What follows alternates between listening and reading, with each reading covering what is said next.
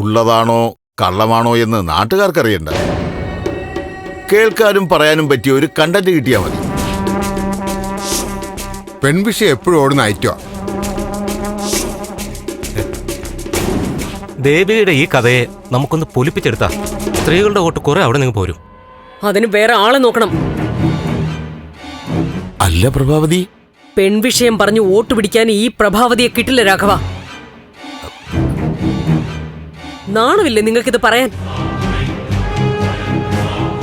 വോട്ടിന് വേണ്ടി ഞാനും കുറച്ച് അഭിനയിച്ചിട്ടൊക്കെ ഉണ്ട്.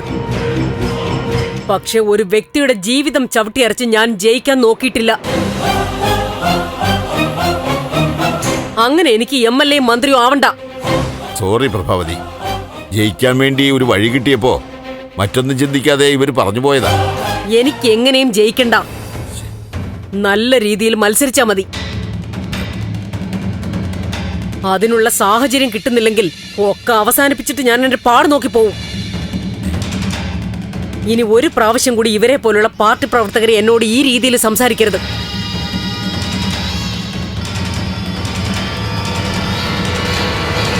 നിങ്ങൾ എന്ത് വകുതിരിവേടാണോ ഈ കാണിച്ചത്?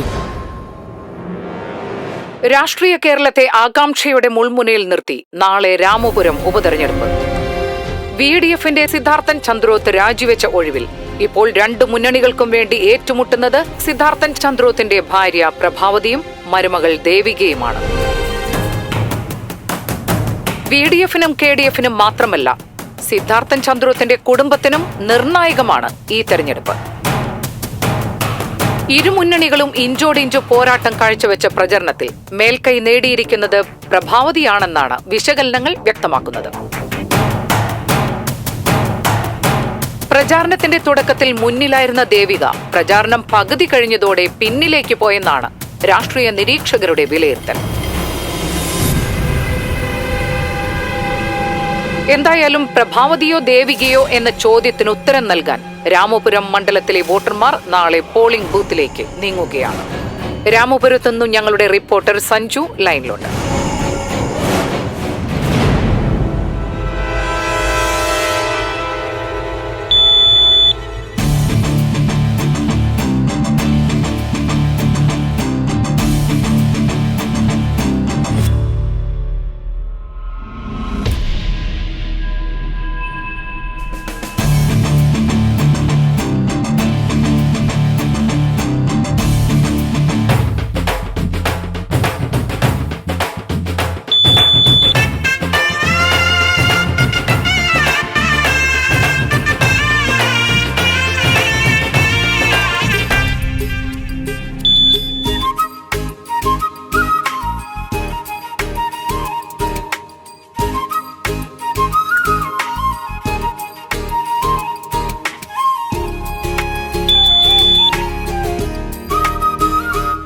വിജയസാധ്യത എത്രത്തോളം ഉണ്ടെന്ന് പറയാൻ സാധിക്കുമോ? തീർച്ചയായിട്ടും രാമപുരത്ത് വൻപിച്ച ഭൂരിപക്ഷത്തോടെയായിരിക്കും KDF ജയിക്കാൻ പോകുന്നത്.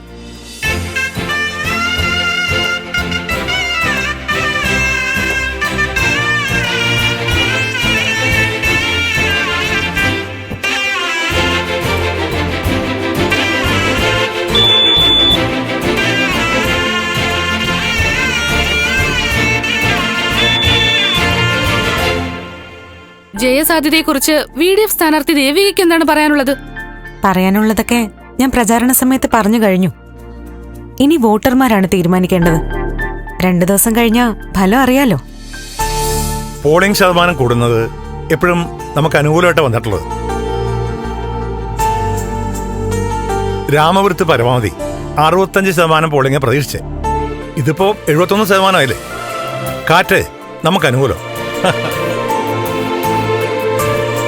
ചുരുക്കി പറഞ്ഞ രാമപുരത്ത് നമ്മുടെ വിജയം ഉറപ്പായി.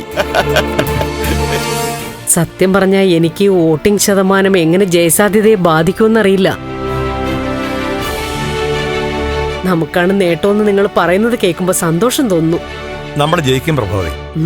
അങ്ങനെ സംഭവിക്കട്ടെ. ഗിരീഷ് എന്തു പറയുന്നു? എന്തായാലും വോട്ടുകൾ പെട്ടിയിലായി കഴിഞ്ഞു. ഇനിയിപ്പോ ഊഹങ്ങൾ പറഞ്ഞിട്ട് കാര്യമില്ലല്ലോ. വോട്ട് എണ്ണട്ടെ, കാര്യങ്ങൾ കൃത്യമായിട്ട് തന്നെ അറിയാലോ.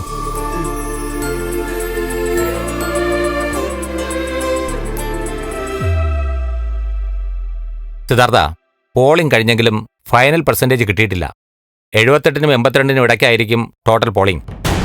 75% കൂടിയ പോളിംഗ് റേറ്റ് എപ്പോഴും നമുക്ക് അനുകൂലമായിട്ടായിരിക്കും വരിക. പക്ഷേ അവസാന ദിവസങ്ങളിലെ അടിയൊഴുക്ക് ഒരു ഘടകം തന്നെയായിരിക്കും. സത്യം പറഞ്ഞാൽ എനിക്ക് പേഴ്സൻറ്റേജിന്റെ കണക്കൊന്നും അറിഞ്ഞൂടാ. എൻ്റെ ഒരു തോന്നലില് നമ്മൾ ജയിക്കാനാണ് സാധ്യത. ഇനി അഥവാ നമുക്ക് എന്തെങ്കിലും സംഭവിച്ച അതിന് ഉത്തരവാദി ഇയാൾ ഒറ്റ ഒരുത്തനാ. ശാരികയെ തട്ടിക്കൊണ്ടുപോയത് ഉൾപ്പെടെ ഒരുപാട് കുഴപ്പങ്ങൾ പാർട്ടിയുടെ മുകളിൽ കൊണ്ടുവന്നിട്ടുണ്ട്. ഇപ്പൊ പരസ്പരം കുത്തിപ്പൊക്കി അതൊരു വാർത്തയാക്കണ്ട. ത്യാഗരാജ,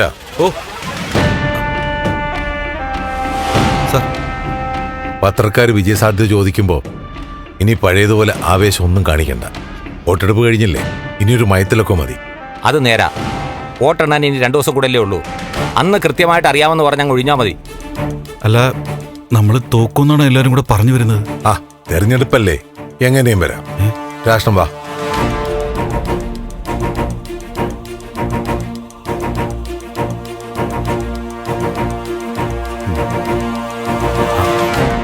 സാറ് ടെൻഷൻ ആവണ്ട, നമ്മൾ ജയിക്കില്ലല്ലോ. അല്ല, ജയിക്കും. അബദ്ധം പറഞ്ഞല്ലോ.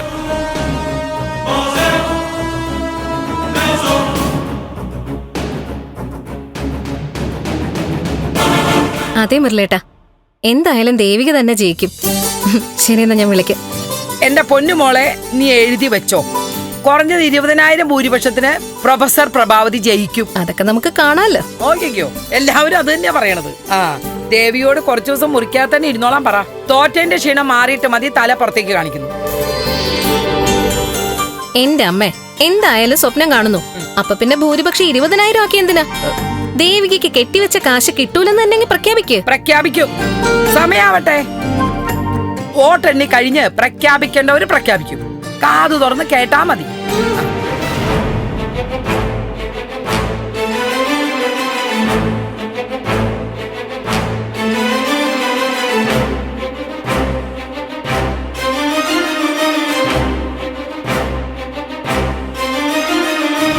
എന്താ നന്ദ?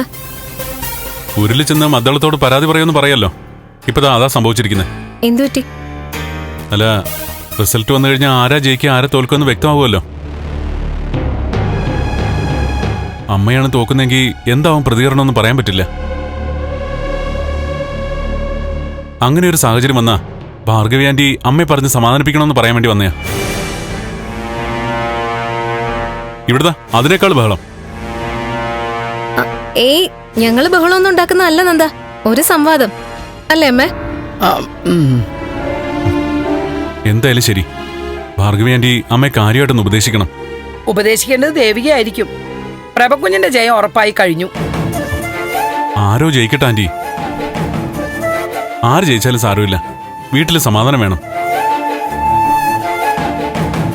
ഭാർഗവി ആന്റി അമ്മയോട് കാര്യമായിട്ടൊന്ന് ഇടപെടണം പ്ലീസ്. അല്ലെങ്കിൽ പിന്നെ ചന്ദ്രത്ത് എന്തൊക്കെയാ നടക്കുന്നതെന്ന് പറയാൻ പറ്റില്ല. കുടുംബത്തിന്റെ നിലനിൽപ്പ് തന്നെ പ്രശ്നമാവും ആന്റി. ആന്റി മുൻകൈ എടുക്കണം. അമ്മയെന്ന് പറഞ്ഞ് തണുപ്പിക്കണം. പ്രഭകുഞ്ഞ് ജയിച്ച് നിയമസഭയിൽ പോയാ പിന്നെ വീട്ടിലിരിക്കാൻ സമയം കിട്ടില്ലല്ലോ. പിന്നെ വഴക്കുണ്ടാവില്ല.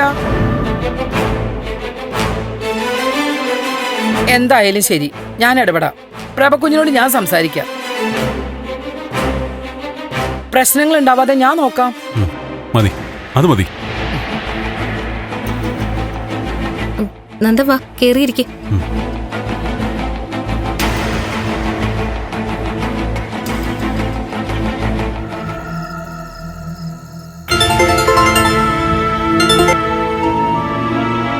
ആ, ഹലോ ചന്ദ്രമതി. ആ, ഹലോ സിദ്ധു. സർവേകൾ എന്തു പറയുന്നു?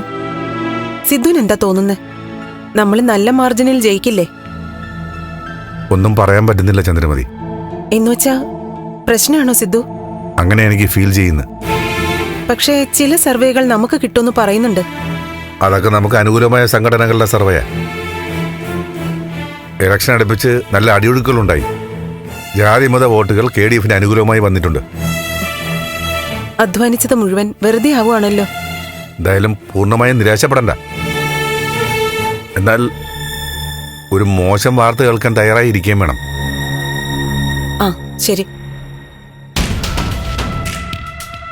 ചേച്ചി ആരായിരുന്നു? സിദ്ധു സാറായിരുന്നു? എന്തു പറഞ്ഞു? സിദ്ധുവിന്റെ വാക്കുകളില് ചെറിയൊരു നിരാശയെ ഫീൽ ചെയ്യുന്നു. ഒന്നുമില്ല ചേച്ചി, നമ്മൾ തകർക്കും, പൊളിക്കും. ഒന്ന് നിർത്ത് ത്യാഗരാജ. ചേച്ചി ഞാൻ പറഞ്ഞ സത്യ. നീ ചില കാര്യങ്ങൾ കൈകാര്യം ചെയ്ത കാര്യങ്ങൾ കുഴപ്പത്തിലെത്തിച്ചിരിക്കുന്നു. പ്രത്യേകിച്ചും ആ ശാരികയുടെ ഇഷ്യൂ. അതോടെയാ നമ്മുടെ ഇമേജ് പോയി തുടങ്ങിയത്. ചേച്ചി ഞാൻ പറയട്ടെ, നീ ഒന്നും പറയണ്ട. 99 നല്ലത് ചെയ്തിട്ട് ഒരെണ്ണം കുഴപ്പത്തിലായാൽ പിന്നെ കുഴപ്പത്തിനെ കുറിച്ച് എല്ലാരും പറയും. നീ ചെയ്ത 99 നല്ല കാര്യം പറ. 99 വേണ്ട, ഒരെണ്ണം പറ. ഈ ഫോൺ വന്നാ നന്നായി, ഇല്ലെങ്കിൽ ഞാൻ ചേച്ചിയുടെ ഓരോന്ന് എണ്ണി എണ്ണി പറഞ്ഞേനെ. ഹലോ, അതും കൊള്ളായോ?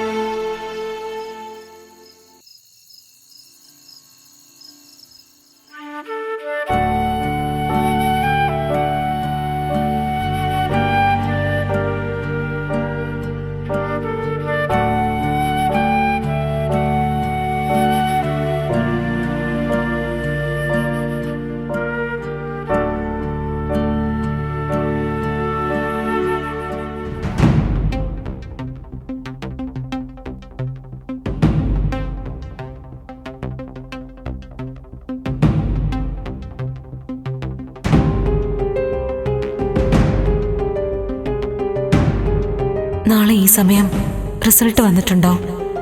എന്തായിരിക്കും ഫലം? ചന്ദ്രോത്ത് നിന്ന് നിയമസഭയിലേക്ക് പോകുന്നത് അമ്മയായിരിക്കോ, ഞാനായിരിക്കോ?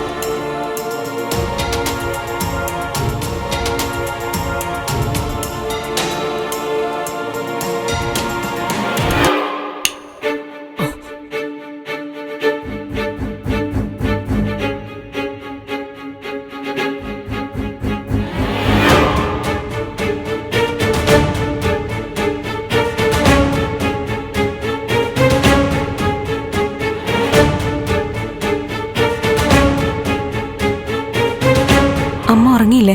നിനക്ക് ഉറക്കം വരുന്നില്ലേ? ഇല്ലമ്മേ, എത്ര ശ്രമിച്ചിട്ടും ഉറങ്ങാൻ പറ്റുന്നില്ല. നാളത്തെ റിസൾട്ട് എങ്ങനെയാവുമെന്ന് അമ്മയ്ക്ക് ടെൻഷനുണ്ടോ? ഇല്ല, നാളത്തോടെ ടെൻഷനൊക്കെ അവസാനിക്കുമല്ലോ എന്നുള്ള ആശ്വാസം എനിക്ക്. നിനക്കോ? നിനക്ക് പേടിയുണ്ടോ? എന്നെ ഓർത്ത് ടെൻഷനൊന്നുമില്ല. പക്ഷേ അച്ഛൻ, ഞാൻ തോറ്റ പ്രസ്ഥാനം, പ്രവർത്തകർ, അവരുടെ പ്രതികരണം എന്തായിരിക്കും എന്ന് ആലോചിക്കുമ്പോ ചെറിയൊരു ഭയമുണ്ട്.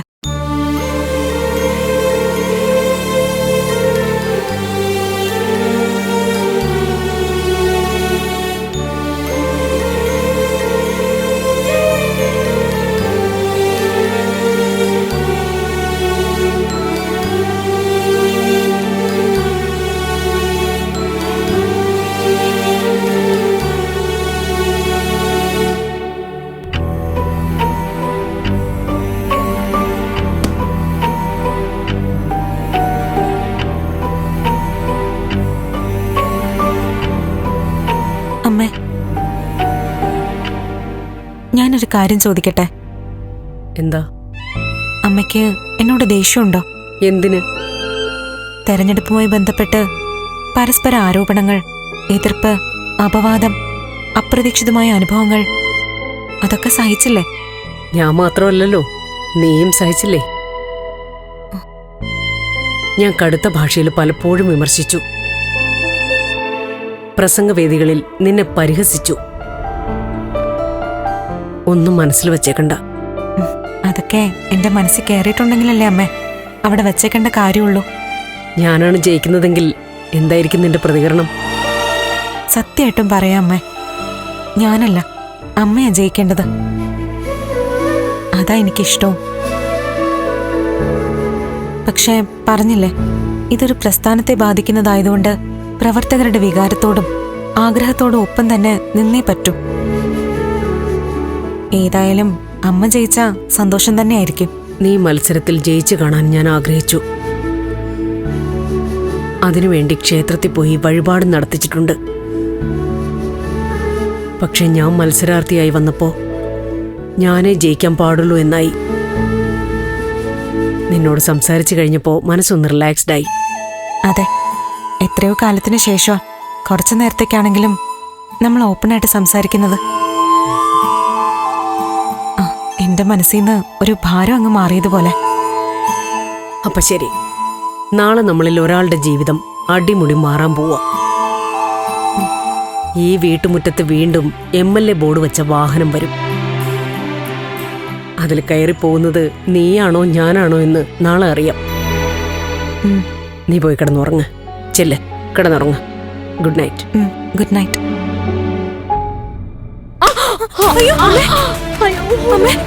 എന്താ അമ്മേ, എന്താ പറ്റിയത്? എണീറ്റേ? ഇല്ല, ഒന്നുമില്ല. I am okay.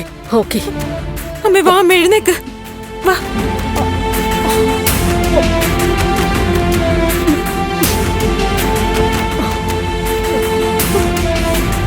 കുഴപ്പമൊന്നുമില്ലല്ലോ അമ്മേ?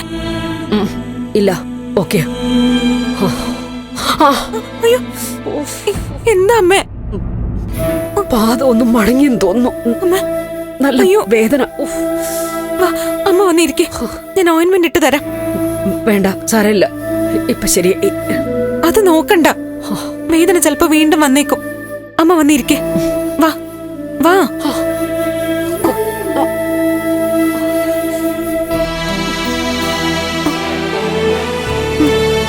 ഇരിക്കെ. നല്ല വേദനയുണ്ടോ അമ്മ? കുഴപ്പമില്ല. ഞാനൊന്ന് നോക്കട്ടെ. അയ്യോ,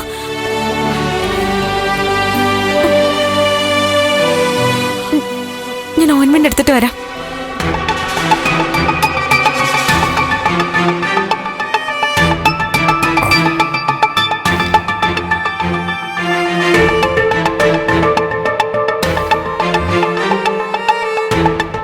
പ്രഭ ഏതെവിടെ പോയി? പ്രഭ,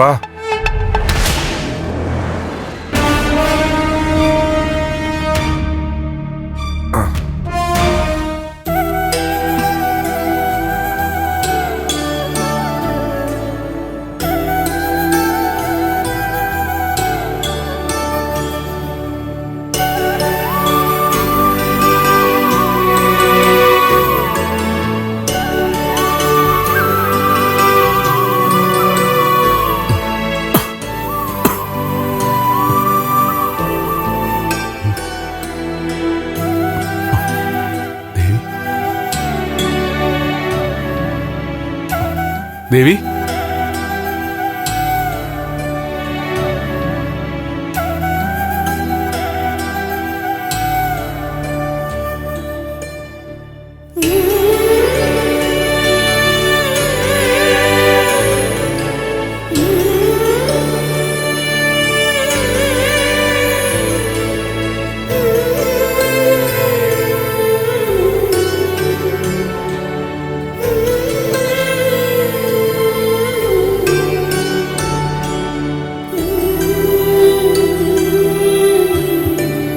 ഇപ്പോഴും വേദനയുണ്ടോ അമ്മേ?